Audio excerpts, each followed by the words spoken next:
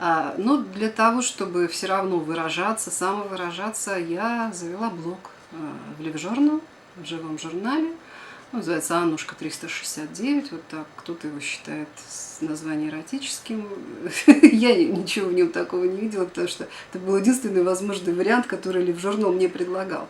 Ну, что выросло, так выросло, да, получается.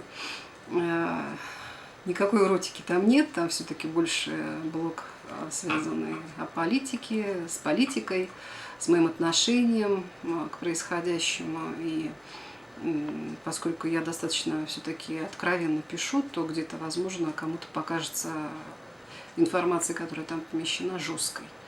Но это мое мнение, я имею на него право, как и любой другой человек. Поэтому я все-таки считаю, что деятельность в интернете, блогерская,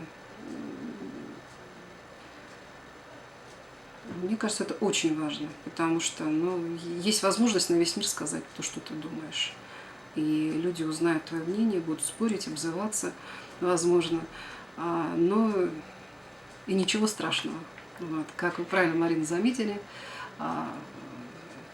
общение в интернете закаляет. Поэтому уже потом ничего не страшно.